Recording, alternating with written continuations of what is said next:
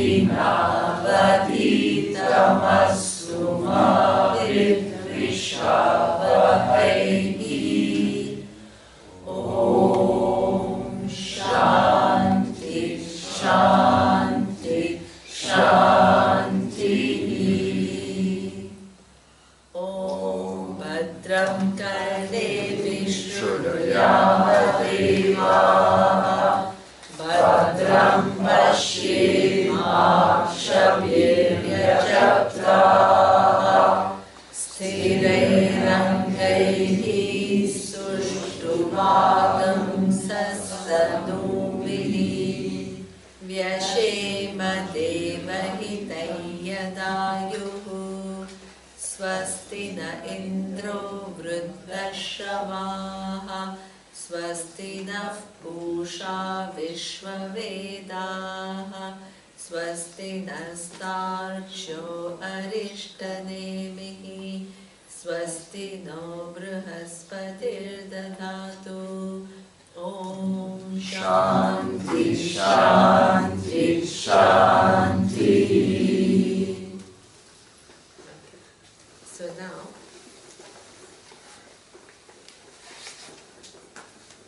now the story, after these 5 characters, it moves to the present, I mean in that Upanishad, the present situation. Okay? So here, in mantra 3, Shaudakaha havait mahashalaha angirasam vidhivat upasannaha prapacha kasminnu bhagavaha vijnate sarvam idam vijnatam bhavati iti. Okay. So now, Angiras is the person in the last verse. Who was the last person? Angiras. So now, the story starts with somebody approaching Angiras. And who is the name? What is the name of the person? Shaunaka. Shaunaka. Wow, good. Okay. So Shaunaka approaches this Angiras who comes from this whole tradition, and how does he vidhivat upasannaha, right? So that means there is a certain decorum with which you approach the teacher. So you don't go to the teacher and say, what do you have to say about life? So the teacher is not so inspired, right? So Surya had a very interesting a cartoon that he showed, and that was really nice. And then there was this person who knew the reality, and he was sitting in the mountain, and comes one helicopter, and comes one executive with the suit, boot, and like really, and then he says, teach me, sir, teach me meaning of life. I have half an hour. So that means you can't really, so you need to approach the teacher and you need to inspire the teacher. So here he says that he asks very well, and he says, does he say? That, hey, Bhagavan, kasminnu vignate sarvam idam vignatam bhavati iti. Very interesting. He says, teach me that knowledge, knowing which everything is as well known. That sounds funny, right? How is it possible to know one thing by knowing which everything is as well known? Look at his question. Sure. Sure. How? Wow. Tobias is like, yeah, sure. Yes, how? Yeah, because it's like in Vedanta we have this vision of oneness. Excellent. And because of that, it's just only needed to know this oneness. So, if you know the core of the oneness idea, then you know everything. It's like a fractal. It's like a holographic system. If you see one part, if you understand this one tiny part, you see the whole structure and everything's based on it. Okay. Wow. Okay. I learned something. What fractal? Yeah, like Okay. fractal. We'll show you an Fractal. image. Okay, So okay, your okay. job is Okay, satsang, you bring one fractal image. Okay. So And it's then- holographic, so. Yes. Okay, very good. Okay, so what is the relationship? When is it possible? Can you just using a little Vedantic terminology? When is it possible by knowing which everything is as well known?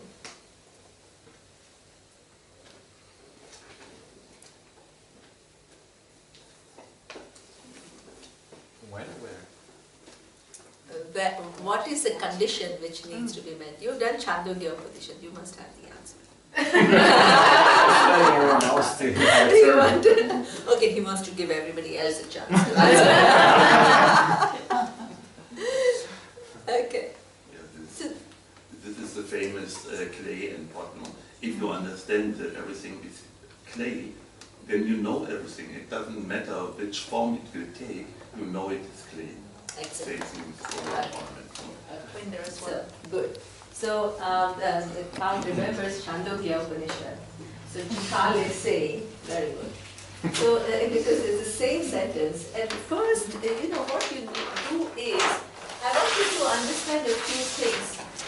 Actually, I'm going a little slow, but, as a teacher, I'm compelled to make you see things clearly. So, that's my passion. And so that's why I'm not in a hurry. Okay. So now, what Carl said is that suppose. Okay, let me give Swamiji's example that Yuta told me. Yuta told me? I don't know who told me. Somebody told me this example. And the example was, let me tell a story so it's a little funny. Not so serious. Okay. So Swamiji went to, somebody in Rishikesh had started a jewelry store. And he was so clever that what he did is, he put Swamiji's picture right in front. So what happened is, people started thinking, wow, this person is Swamiji's devotee. So, let's go and buy things from him. So that was a clever marketing strategy. Who's studying marketing strategy? So, Leo. Okay, this is a good idea, by the way. Okay. So what happened is, people used to keep going to his shop, thinking that and he started making his business was like growing, and it really became very successful. So he built a very big shop. And when he built a very big shop, he wanted Swamiji to come and inaugurate it, right? Because he said, wow, Swamiji, just by putting your photo, it was a magic photo, it got me so much business. So he called Swamiji for the inauguration. And when he went for the inauguration, and many people were there, and he was so happy, so he approached Swamiji, and he told Swamiji, you choose one thing and I'll give that to you, because I'm so happy that that you've come here, and because of you I have done so well. Swamiji said, are you sure you'll give me one thing? He said, yeah. And so he had this whole big store of ornaments, lovely earrings, lovely bangles, lovely necklaces and all. And he thought, Swamiji is a sadhu, what is he going to ask? He'll probably ask for one Ganesha statue or something like that, right? But Swamiji is much smarter than that. He says, hey, be careful, you are asking a Vedantin for asking for one thing. And they said, yeah, Swamiji, anything that you want. Swamiji said, okay, you give me only one thing in your shop and give me the gold. What would he be left with if he gave only one thing? Empty shop. Empty shop. Empty shop, right? So that means what it is all these different ornaments of what? Necklace, earring, bangles, rings, all of this, when you see how many they are, when you first enter, you see how many? Hundreds, thousands. But if you come to that center that Topia is talking about in his own language, so right? So when you come to the center and you come to the gold, then how many things are there? One. Because you subtract. Why is it that one? Because you take out gold And what remains in bangle, in if considering that it's pure gold. Considering that it's pure gold, what remains is what you're left with, empty shop. So that means, now please understand one thing which is very important. This gold, which is the only thing in the shop, yeah, the shopkeeper, listen to it carefully, he could have had many other necklaces that he sold earlier. So that means there were things that were not present now. There were necklaces which existed, which no longer exist in the shop, right? There can be, he may get a new designer, a little funky designer, and the next designer can make the ornaments so different, right? Now you have all these fashionable, which is not the just kind of traditional jewelry in India. You have all these modern jewelry which, you know, adds. So that means, suppose the same gold can be made in so many different designs that you don't even think of, right? Now, but what fact remains is what? The gold. There is only one thing which is gold. So that means, once you know that one thing, right, in the whole gold world, you need not know, please listen to this, each and every ornament individually and personally, and you need not know all the ornaments of the past and also all the ornaments of the future, provided if they are gold, one thing you can say for sure, that there is only one. That one knowledge doesn't depend upon you knowing individually everything of the present, of the past and of the future. So that means knowing one thing, everything is as well known. Yeah. So that is a possibility. And that particular relationship that we will see much more later, I don't want to go very much into it, but that particular relationship that the ornaments and gold enjoy has a specific name. What is the name, Carl? Satya and Mithya. Very good. Satya and Mithya relationship, right? So Satya and Mithya relationship, what is that relationship is something which is beautiful relationship. Satyam is what we call that, in this particular example, independent existence.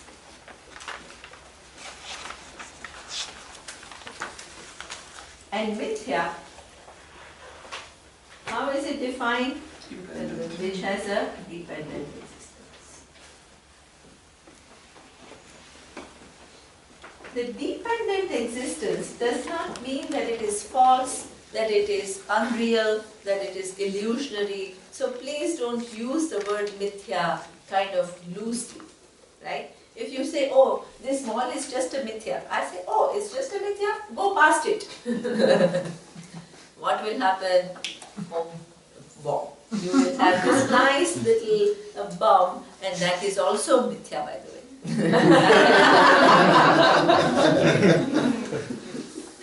So that means mithya is not the reason for you want to kind of overlook it, right?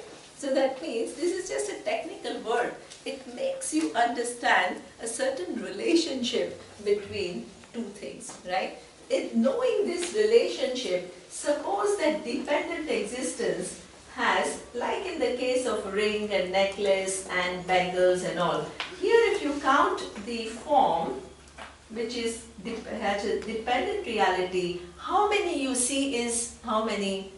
Suppose in the shop there are thousands, then you will see thousands of things, right? But if you count the Satyam, which has an independent existence, so that means the necklace, if it is purely gold, cannot exist without gold, but gold is independently existing of the necklace or bangle or ring, right?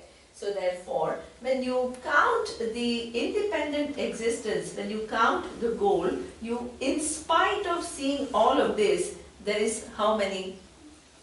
One. Now, tell me one thing, experientially, do you need to resolve all this, melt it all into one gold? No. You can enjoy, please understand, you can enjoy all the differences, all the difference of shapes, sizes, just enjoy it all. But in your understanding, what remains is what?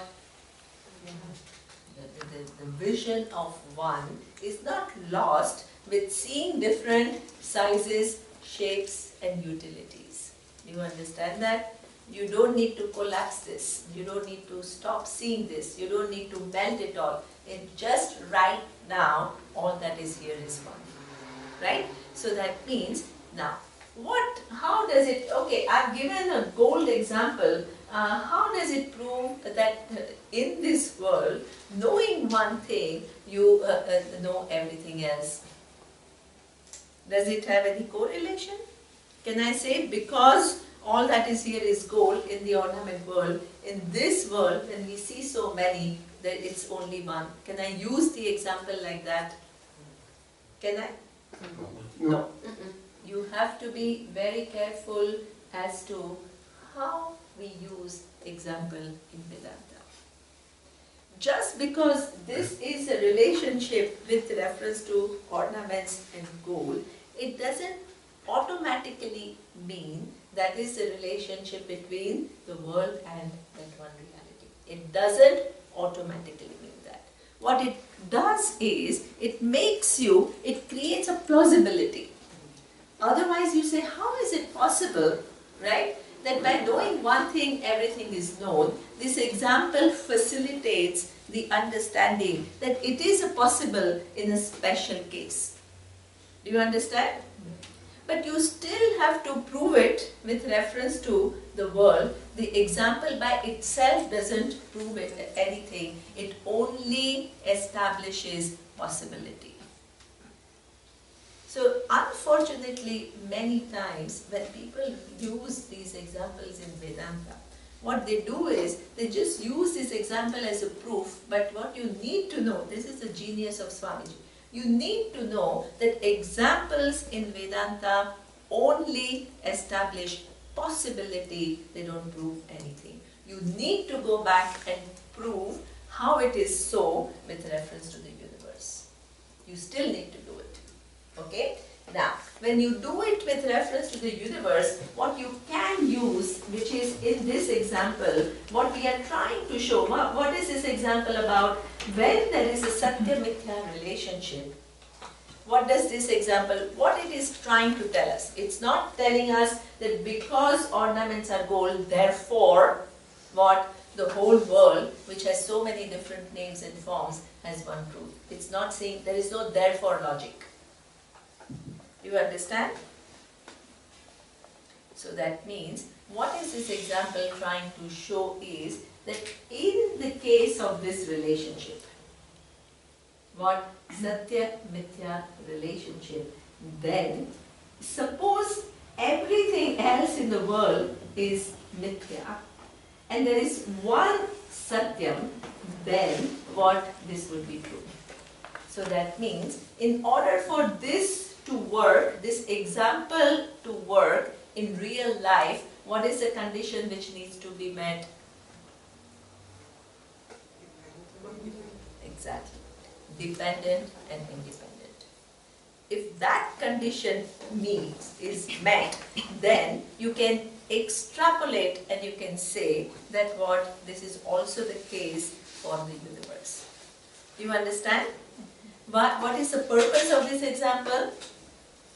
To establish the possibility that it could be true on the larger scale of the entire existence. Exactly. That it could be possible provided that this is the relationship. Right? So that means if it were to be true for the real world, this condition has to be met. Yeah? Okay. Is it clear? Okay. Yeah. So now, the teacher is, see the student is asking this question. So now, the teacher's job is to do what? How would the teacher proceed with reference to the world? Show that one thing is the Satyam, independently existing, everything else in this universe is what? Mithya, dependent reality. Okay? So this is how the teacher has to proceed. But before the teacher proceeds, what he does is, he distinguishes this knowledge from every other knowledge. So let's look at the next verse, and he talks about how this knowledge is different from every other knowledge.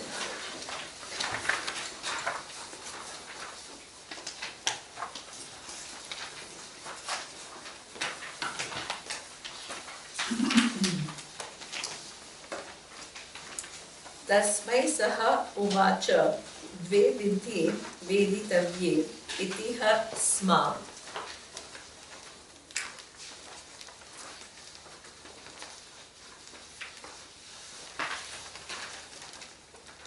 Where is my pen? Sorry. Okay.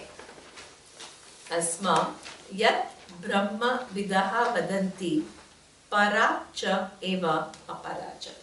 So before he begins to explain this relationship of Satya Mithya and how by knowing one thing everything else can be known, he talks about that there are two kinds of vidya. Dve vidye veditavye. Okay? What is that?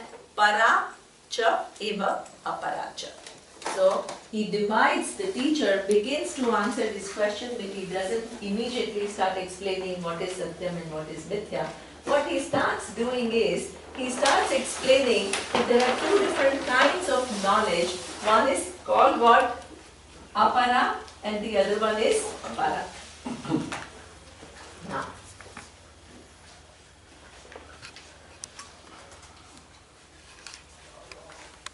para. Para. Okay. Okay.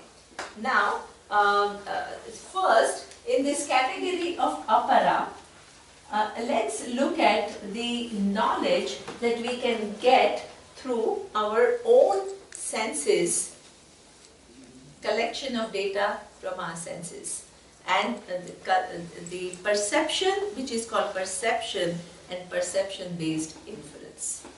Okay? So, apara category, what is the apara category? It includes all kinds of knowledges that we can get through our senses and inference, right? So senses is called what we call perception right now. Later on we will expand what is apara. Right now we are using the knowledge which is gained through perception and inference. The data which is collected through perception and inference, and it gives you knowledge. What kind of knowledge the perception and inference gives you? Tell me. Rituals.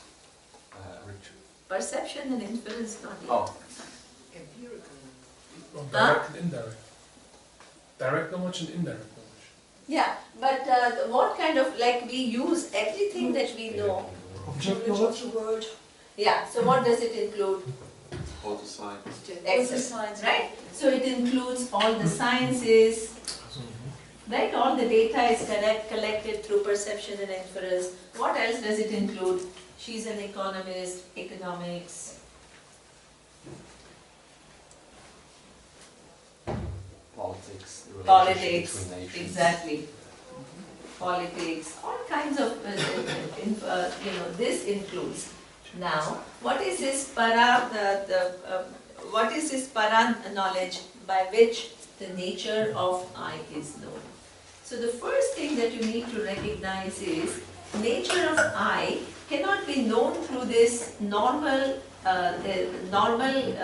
way in which we gather knowledge, and that is perception and inference. And you need to ask yourself, why not? Why can't I use the same method that I use to know science, and I know to use politics, and to use to know economics, and I can't use it for knowing the nature of I?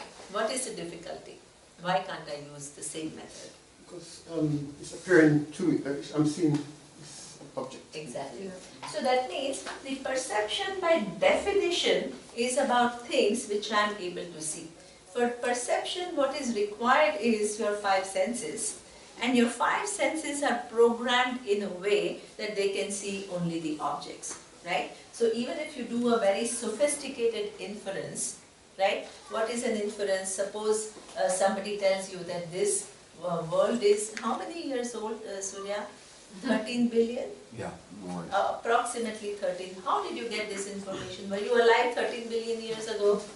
So no. So that means it's a sophisticated inference. It has a lot of logic goes into it, and a lot of steps of inferences goes before you can come to a knowledge, something like that. Okay? So that means perception and inference can give you all these different data, but both of them rely on collection of data through senses.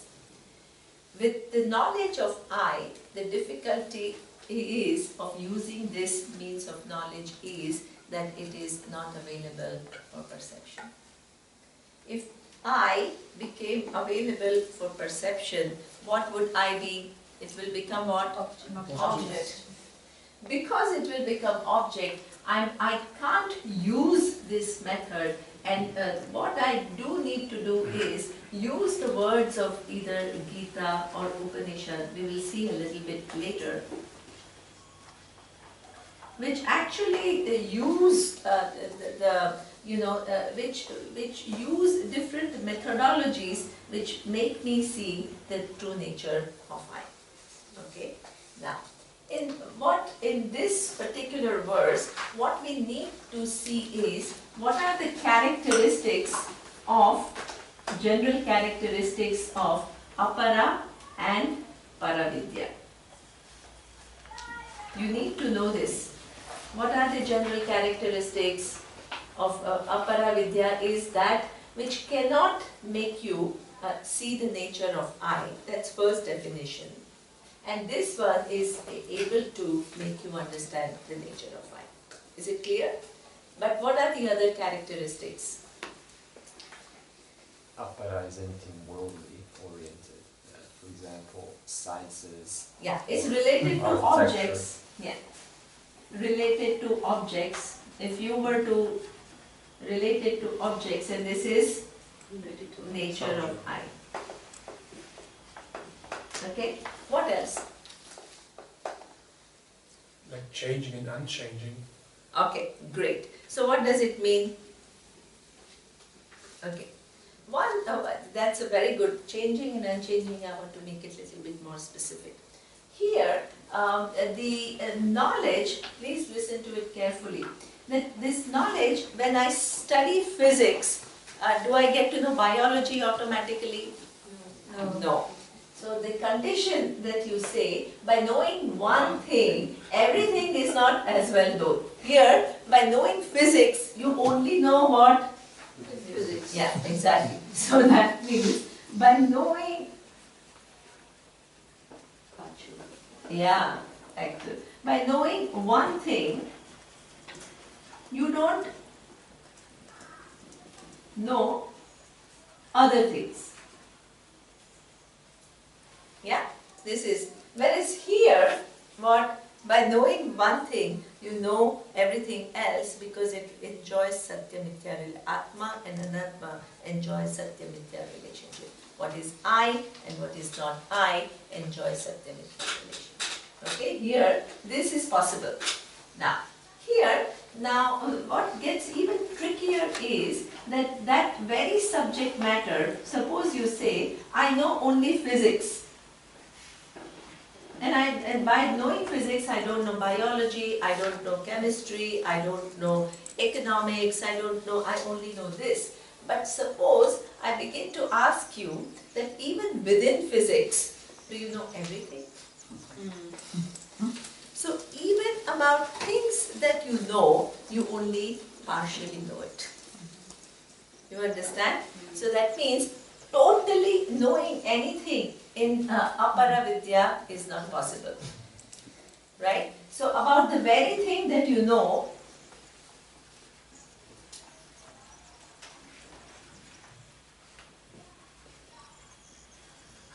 you still don't know something else. and this is why. Suppose you ask a physicist, what was there before Big Bang? So they have something called what? Planck's time or what? Planck, yeah. So up to a certain point after Big Bang, they know what happened, but beyond that, they have no clue because they have no data. So therefore, about the very thing that you know, you also don't know. So that means even that subject matter is never 100% complete. The third characteristic. What is the third characteristic of Paravidya? Right, enjoys differences in its form. Yes. Consisting of para. Yeah. So here, the third interesting thing is that, go ahead, Sandra. Could you say with the second point that even that the more you know, the more you don't know? In some ways, exactly. So that means now suppose, it's very true. Many people, when they come to Vedanta, so they are always, they always say, oh yeah, but you know, is it, what does science say? They give so much importance to the discoveries of science, and it's wonderful because science has a very rigorous methodology to arrive at things. But when a scientist is sitting in our class, he's so curious because he knows very well how much he doesn't know. Right? So that means the very thing that you know. You ask physicist one more question. In fact, even an astrophysicist, you ask, they say that the world that they have discovered is only about what the knowledge of outside this galaxy, what is there, they only at present have what, about 10%? Even less than. Even less than 10% knowledge. And it still is so much more than what we know, right? Please don't think that they don't know. I mean, yes, it's a lot of things that they know, but even they know very well how much they don't know, right? So that means the Paravidya has certain characteristics. By knowing one thing, you can't know everything else. The very thing that you know, you can never know totally. The third thing, that the very thing that you thought was the truth can be negated. What? For the longest time, the classical physics was based on what? The time and space being absolute. Einstein's the theory of relativity was revolutionary because it talked about the time and space itself being relative. So that means all the knowledge that was gained through this classical physics was in one shot what had to be adjusted. So that means it's subject to revisions later on.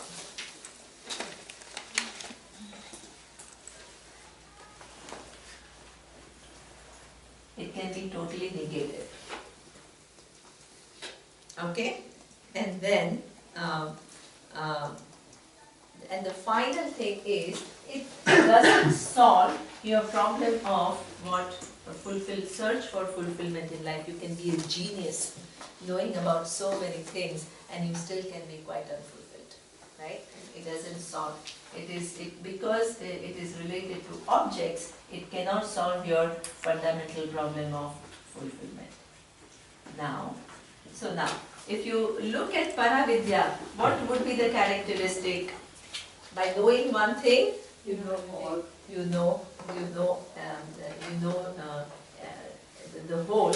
Then, is it possible that you can say, oh, I know partial Brahman and the rest I have come to know right now? No. Why? Exactly. Because there are no parts. Exactly. Perfect. It's a partless whole. So therefore, there are no parts to it. And this is why you can't say, I partially know it and partially not know it. Right? There are no parts to Brahman. There is only one. So therefore, this kind of you know it and you don't know it, that doesn't exist for Paravidya. Right? And the final thing is it subject to revision? So many people used to ask Swamiji, as of our knowledge now, we know that Atma is what the whole Satchidananda. Can somebody else come and negate that and come up with something else? No. No. Why not?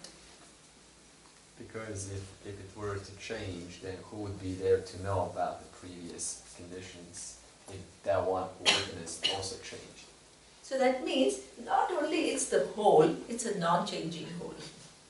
So that means it doesn't undergo any change. So here, so many things change, and then you can, you don't capture the totality of the changes, and you only have the partial vision. Here it is not possible, right? It is attribute-free, changeless reality, which is you. So that means it's not subject to further negation.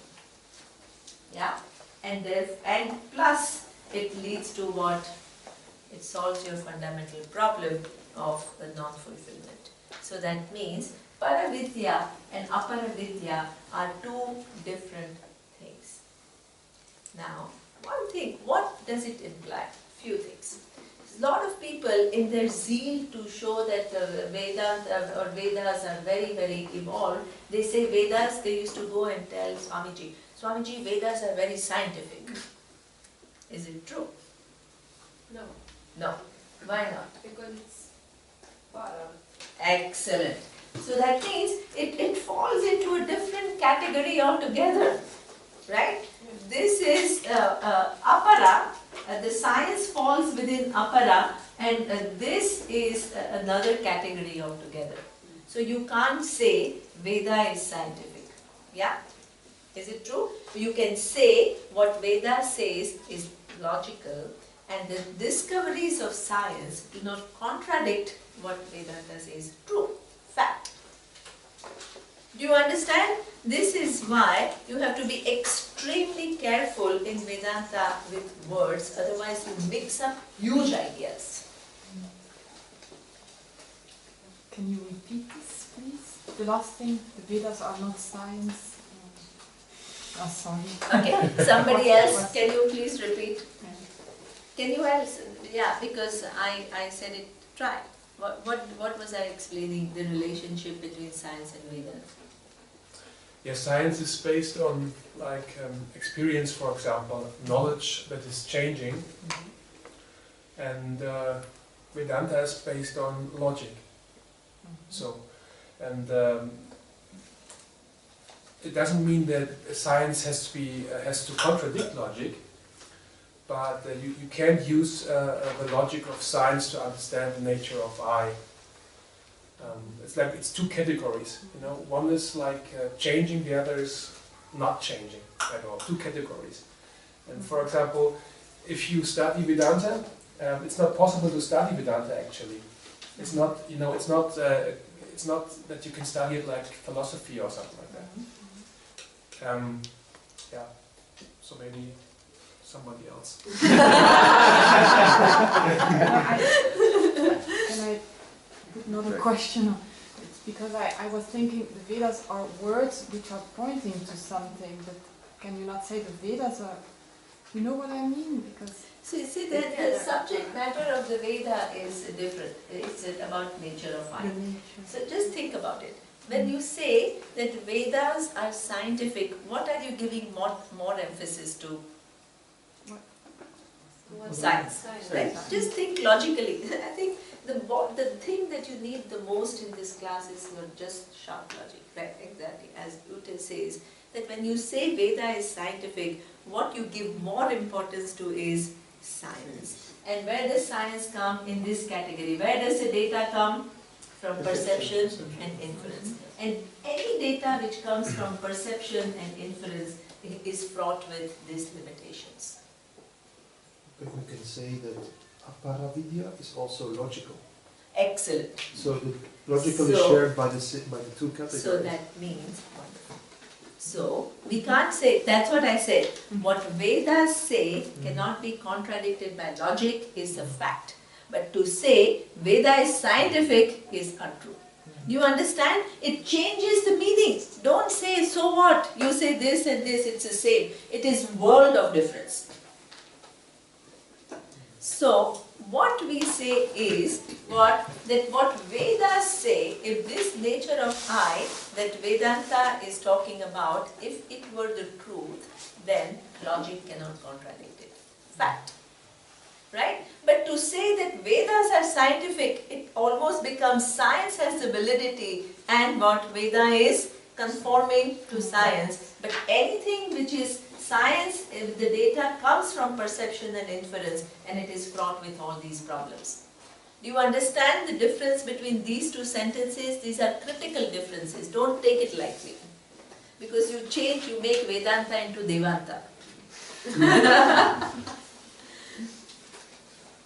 It doesn't contradict logic, but you can't reach the knowledge about the nature of I through logic. Excellent. Excellent. So the relationship is exactly as Matthias is saying. Matthias, can you repeat it? It's exactly that. That Vedanta is No, it's correct. What he said was absolutely right. logic doesn't contradict Vedanta, but you cannot reach to the knowledge of Vedanta, the nature of I by logic.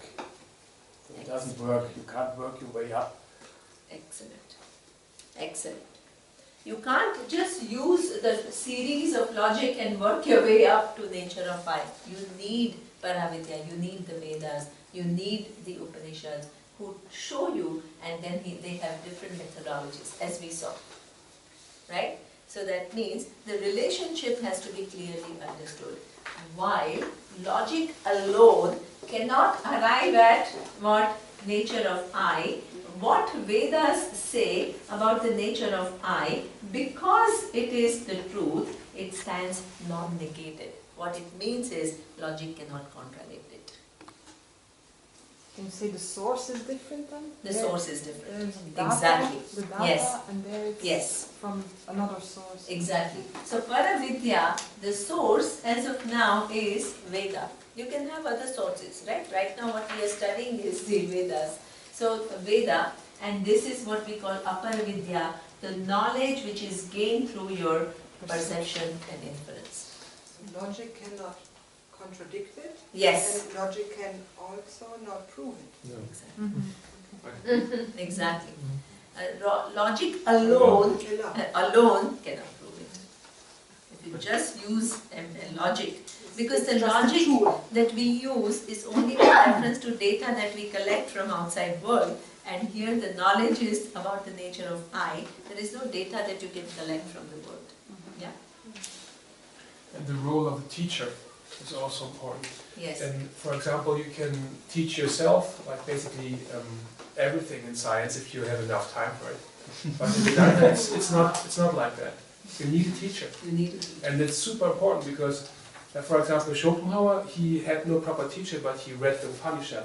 And his conclusion was there's an evil God created this universe. Like his PhD about the will, the Wille, die Welt als Wille und Vorstellung.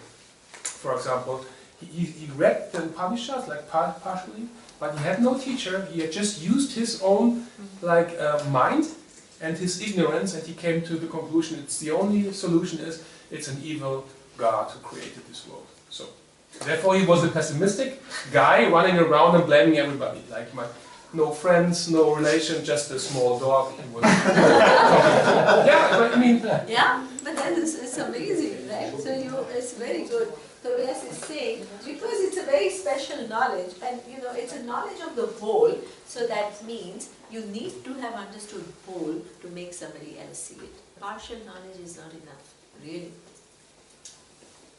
With partial knowledge you can't transfer because it's not called knowledge. So therefore, it's true that in fact, if you really want to know the final reality, you need the person who knows. Otherwise, it's not possible. Really, the person can take you far enough, for sure, right? Through using these methodologies and all, but can't totally transfer the vision. Yeah. Okay. Very good. Because Stefan. But we use logic for the para knowledge. We still need logic. Yes. Because it is like still thinking about it. Yes. So that's exactly what Matthias said, no? What did he say the relationship was? That logic alone cannot what make you understand. You just sit and you, without the Vedas, without Upanishads, just think about who am I, who am I, who am I. Where will you get? On your own, without the aid of Upanishads and Vedas. Nobody knows. Then you'll start, your mind will go on imagination, oh yeah, I'm this bliss and I'm this, and it'll create all fantasies. What she was saying is, yeah, this is incredibly logical, but it's also dry because there's no room for fantasies here, right? There's no room for fantasies. So that means if you sit and only begin to think about it, the human mind, right, the way it is, it's constrained. The data that you just on your own, without any external aid, it is constrained. The perception and inference is constrained by this, because the data that you receive using your perception and inference is partial. So that means logic alone cannot arrive at it, but if, first of all, then you say, okay, Veda is needed to reveal the nature of I. Let me put it differently. Then, okay, you expose yourself to Veda and to try to listen to nature of I. How do you know it's true or not? If it doesn't contradict my experience.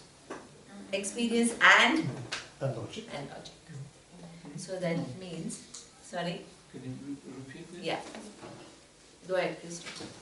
Yeah, once I know what the nature of I is, it cannot be contradicted by logic or my experience, which is the same basically to me. Because if I don't understand the logic of the unexamined logic of my experience, when it's examined properly, cannot contradict the nature of I. It should be in line with the nature of I.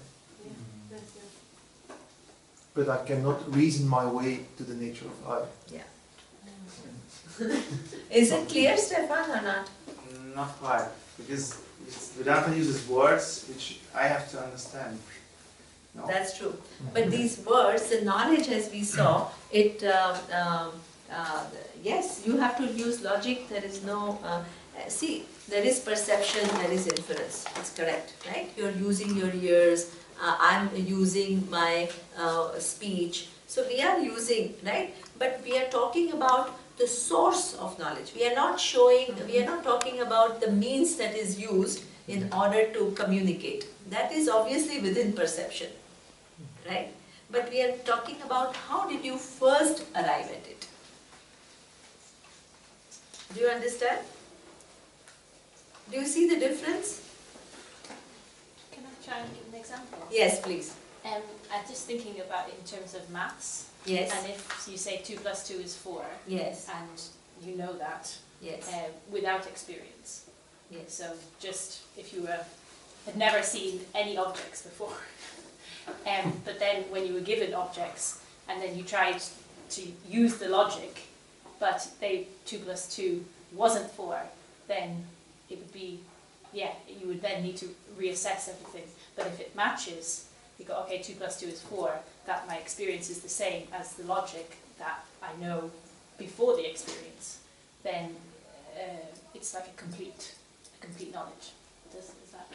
Okay, so what she's saying is, okay, now, we are using senses, obviously, but the senses themselves have not arrived at the nature of I. Otherwise, everything, please understand, if we think that everything is arrived at through perception and inference, everything will become apara and everything will become incomplete.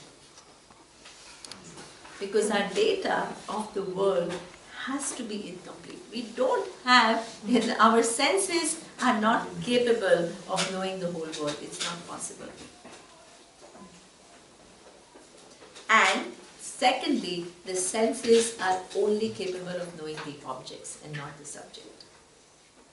So how do you first arrive at it? Later on, obviously, you use logic, you use your senses, you use everything.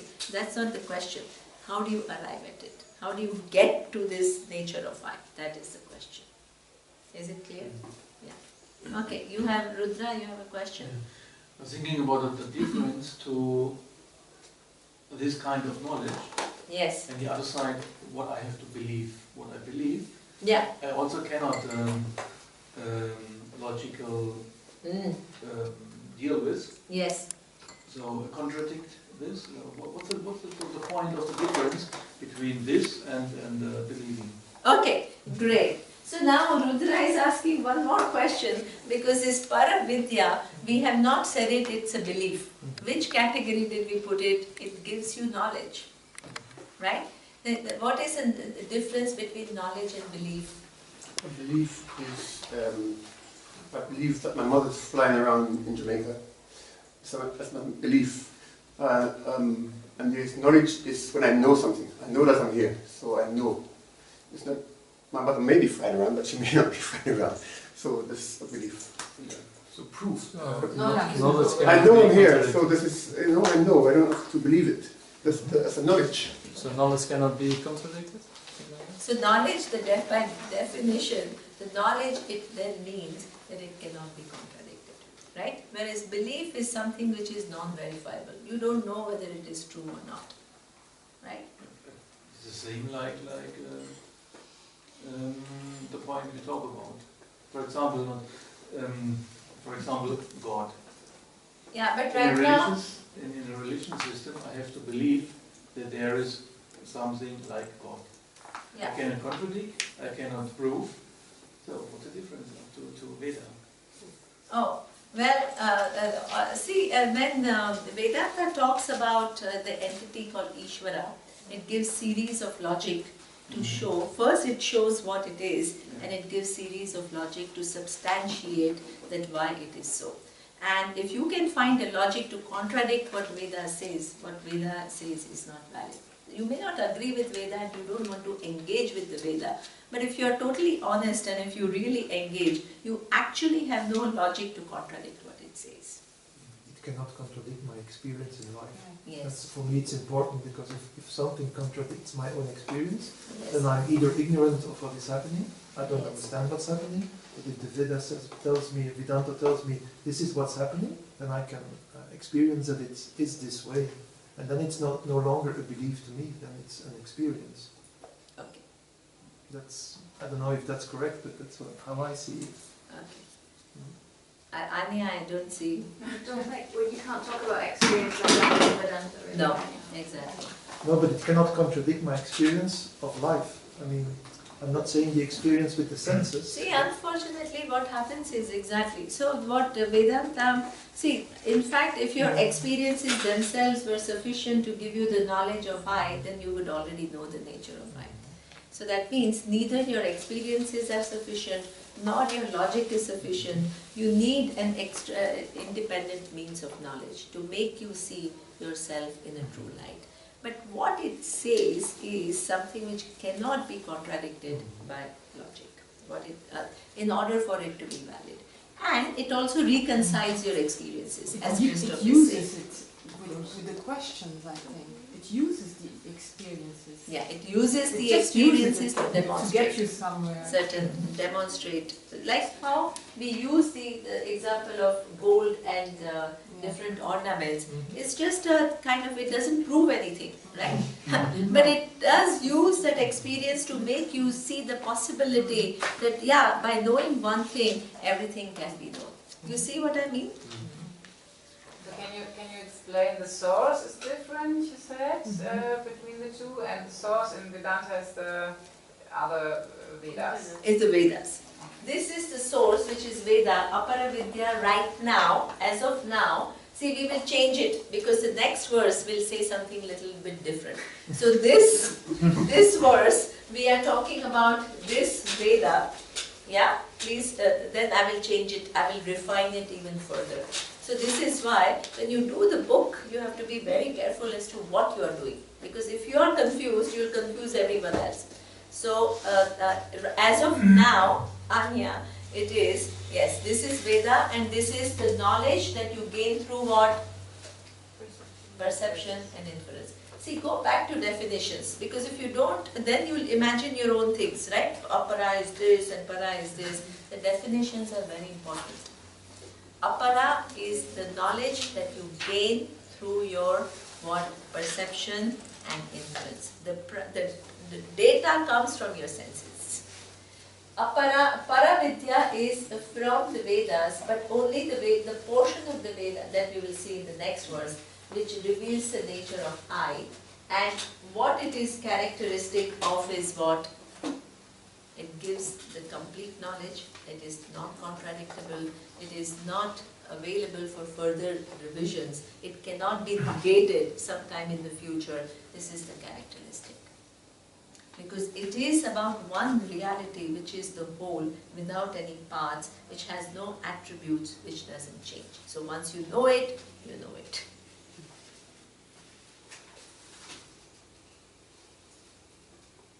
And it's you. Yeah? Is it clear? Para and apara vidya? Yeah. One more question. Yes. What's the relationship between Veda and Pramana in this sense? Yeah. Is that a part of? Yeah, this is why we call it Pramana, a means of knowledge. Anything that you want to know, it requires an appropriate means of knowledge. Suppose you want to see this form, you need what do you need to use? Eyes, right? You can't say, let me today I feel like using my ears. You can't do that, right? So what you need is eyes. So this is what we call an appropriate means of knowledge. If you want to see the form, you have to use your eyes. But if you want to see your true nature, eyes will not work. Otherwise you would have found yourself long ago. You don't need to be sitting in this class. Okay? Is it clear? So the pramana means means of knowledge. I don't want to get into everything, otherwise you'll be sitting here for 3.5 years. So I have to move on a little bit. And just as of now, I think it is sufficiently clear. Everybody is looking. Neema, what's Yes. aksharam? Huh? Aksharam Brahma. What's aksharam? Akshara means that which doesn't undergo any change. Yeah. So that means here, the next verse is talking about. Now, the trick is, it's very interesting. Aparavidya is further defined as not just the Vedas, it is defined as by which the nature of I, which does not undergo any change,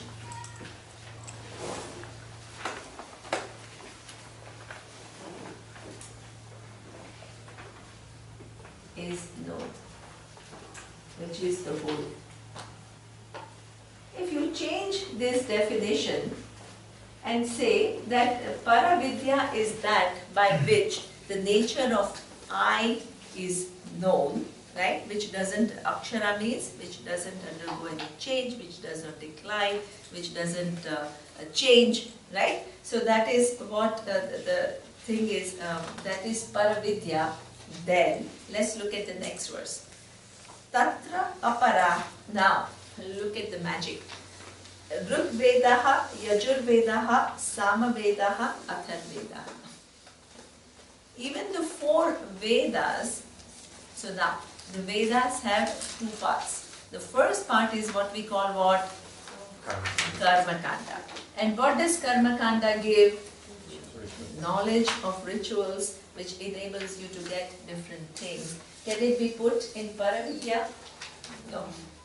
So that means all 4 Vedas, which are what? The Karma Kanda, which gives the knowledge of rituals, different rituals which enable you to get different things, is shifted to which? Aparavidya. This is the Veda. It's amazing. Itself is saying that by just following rituals, you will not come to know what the nature of I. Along with it, what? Shiksha, Kalpa, Vyakaranam, Niruktam, Chandaha, Jyotisham, iti. So that means there are Vedas and what we call Veda Angas. Many different disciplines which are connected to the Vedas. What is that? Phonetics, then know-how of rituals, grammar, etymology, of Vedic words, science of meters and astrology. These are all the different things which are related to Veda. Where will they fall in? Apara. Very good. So now I understand you're getting it. Okay? So all of this, now look at this. Vyakaranam means what? Grammar. Well, just by knowing the grammar, will you know the Sanskrit grammar, you are an expert. Will you know the nature of I? No. No.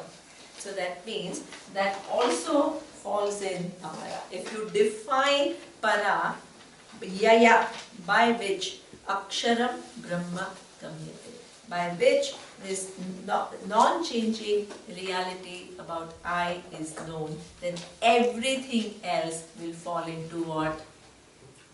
Apara. Initially it was what? Only the data which is gained by inference and perception, which is fraught with all these limitations. Now, the rest of the things are also what? Falling in Apara Vidya. Now, one thing which is very important, a simplistic mind says, oh, only by, then what is the, which part of the Vedas talk about nature of I? The Jnanakanda, which is the Upanishads, right? So only the Upanishads become what? Paravidya, and rest of it becomes Aparavidya.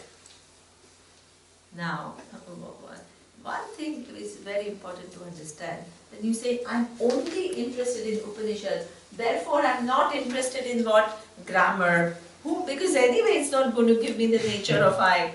I'm not interested in etymology. What is etymology? You know what etymology means? Huh? How to know what's true.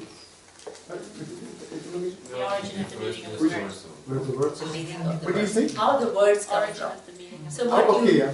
yeah. So that means in Sanskrit especially, it's a like mathematics.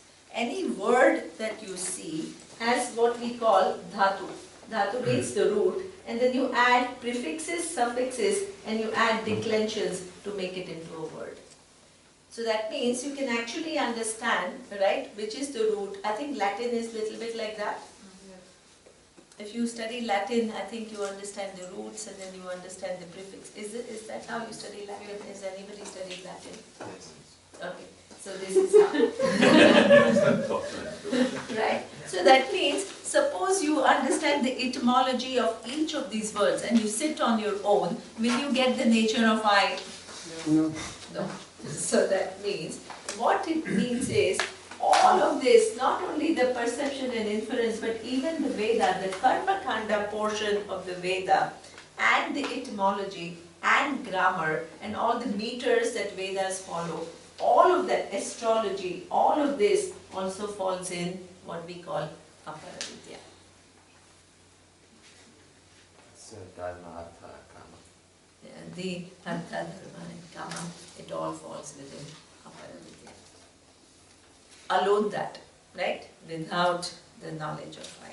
Once you have the knowledge, then Dharma is part of it, right? You understand Dharma is a very critical part of this knowledge also. Following Dharma. Yeah. How about the words we're reading now in this verse? Are these apara or para? Yeah, okay. These are all what he says, tatha para, yeah.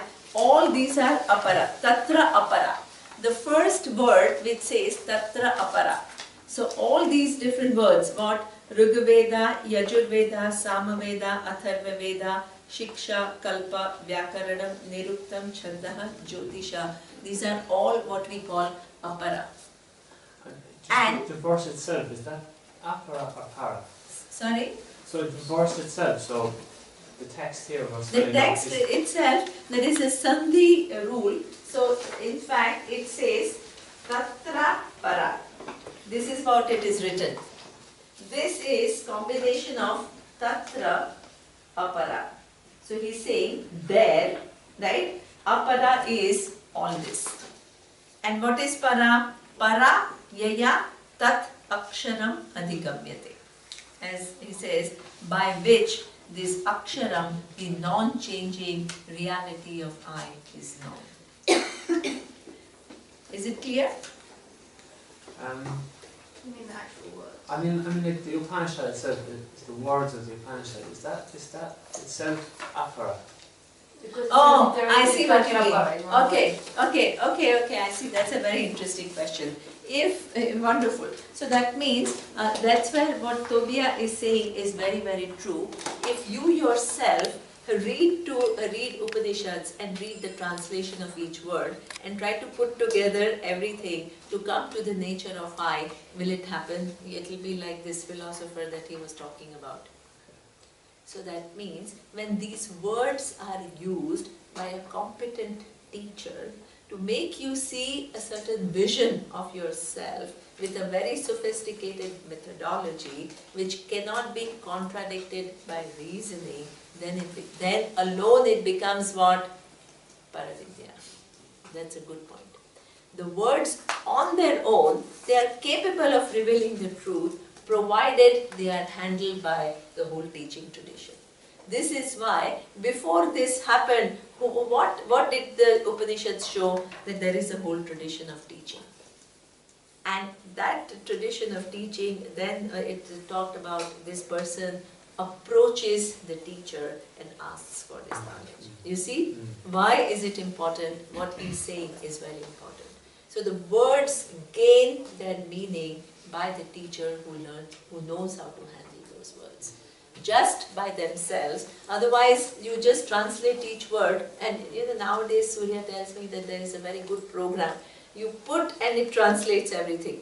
So you just put all the Upanishads and you will get the translation, and then what? You got the knowledge, everything is there, right? So it doesn't happen like that. The words have to be handled with a methodology. This is why, see, each verse you have to connect. How does the Upanishad move? It talks about these 5 teachers. And in that 5 teachers, what all did we see? You see? Otherwise, what happens by the time you do the 4th verse, the 3rd verse is right? So you have to hold the whole thing in mind as to how the Upanishad proceeds. Is it clear?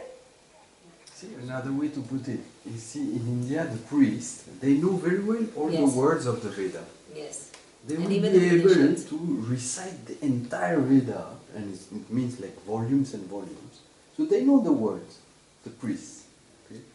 But, I mean, most of them, they have no clue about what it is about. They will know the literal meaning of the word because they have, let's say, they have learned Sanskrit and so on. But what the words can do in terms of changing their conclusion about the nature of I, they have no clue. So you see, they can very well say all these words and be able to chant all this. But it's only the words. So this is why the methodology and the teaching tradition. Does it help? Yeah. Like Shweta-ketu. Shweta-ketu. You are the Vedas. That must be that exchange which leads to this knowledge. Okay? So this para and apara vidya is clear. Now, what is the time? 6:30. I have to make you see one thing, because then from tomorrow we can start to then learn about the nature of I. Yeah. Tomorrow morning we start with the nature of I. Okay? Now this is all the background. See how the Upanishads don't start telling you, oh, you are this, you are that. They create a background. You need to understand so many things before the teaching is given. Right? What is the relationship? All this is very much part of the clarity. Okay? Now, can you conclude, listen to me carefully, because apara vidya cannot give you the knowledge of nature of I, can you conclude that it is useless? No. Very good. Thank God. Right? So don't be this spiritual snob who says, the world, that knowledge is all, I've lost interest in everything. Right? Because this knowledge is what, now, the fact that you drove your car, what kind of knowledge, now the engineer sat and figured out, right, how the whole thing, is it useless? Tell me. No, some people flew, and then there's so many laws had to be studied, and then marketing guy, and all these which vidyas are there? Apara. right? So you need them in life. So don't conclude just because they don't give you the knowledge of I, that's a fact. Our addition is, oh, because it doesn't give me the knowledge of I, it's useless. I'm only interested in spiritual knowledge. Snob. Right? Actually, it prepares you. Exactly. Yeah, because absolutely. If you still have the wish of having cars or houses and so on, this has to be fulfilled in a way, no? Before you are free to say, okay, now I'm looking for myself. Right. Even suppose you have, it's true that whatever wishes you have, you can't just do it, otherwise it will all manifest one day or the other. It's true. But suppose you have studied science, they certainly not given you the nature of I, but it still helps you. How does it help you? Tell me. Logic. Exactly. Grammatic, all the things. Logic, is deduction. preparing the mind. Exactly. It's preparing the mind. So because this doesn't give you this, don't be too quick to say, oh, this is all useless, I'm not interested in it. It has a huge role to play. So this is why what science is useful. Suppose you have studied art, suppose you have studied painting, right? Somebody gave a friend of mine a book by Leonardo da Vinci, and the book was about teaching a person how to draw. Right? Now teaching a person how to draw, para or apara? Apara. Not so difficult. Now, in that whole book, you thought that he will give you techniques of teaching and all. The only thing that she told me he was talking about is observe the nature and look at the complexities of every arrangement and the proportions. You look at one small thing called leaf and everything is arranged in it's like a geometric design. So that means even to be a good painter, you need to what? Understand so much, right? All these things you think, oh, I'm just drawing a flower. Hey, you need to understand the proportions, you need to understand the color combination, aesthetics. All of this is something which is in apara, but all of this helps you, even being a painter, helps you being alive to certain order that is there in the universe, certain beauty that is there in the universe. And in all, you need a mind which is a sensitive mind.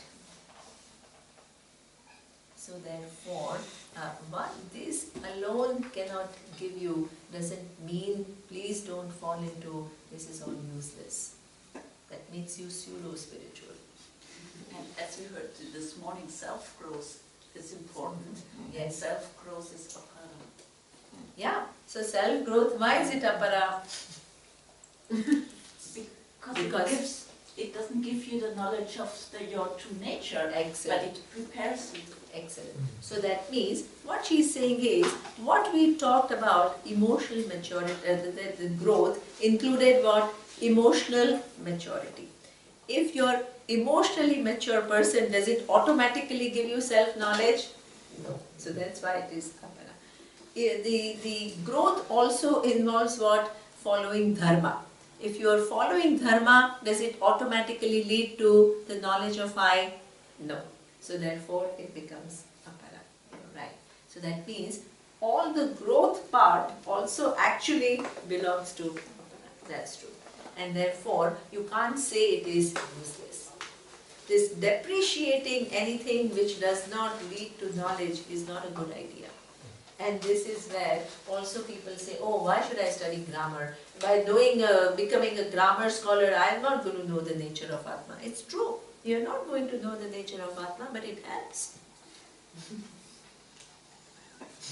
Especially when you think about your bills to pay. Try to make business from Vedanta. Yeah. It's a bit difficult. I mean, if you study economics, it's easier to make a business and you make to make like some money with it compared to Vedanta. Yeah. Try to make money with Vedanta. But we maybe like 100 people around the world that were interested or something? Exactly. So that means this apara is a technical word. It only shows what can give you this knowledge and what doesn't give you this knowledge. It doesn't mean that what doesn't give you knowledge is useless. Yeah? Use it wisely, but ultimately don't lose sight of this knowledge, because in this knowledge is your fulfillment, and the nature of this knowledge is by knowing one thing, everything is as one. So you can't miss out on this knowledge in this world. Okay? Is it clear? Okay. Now, time is up. Now tomorrow I will start with what is this Paravidya and what is the nature of life. That will start.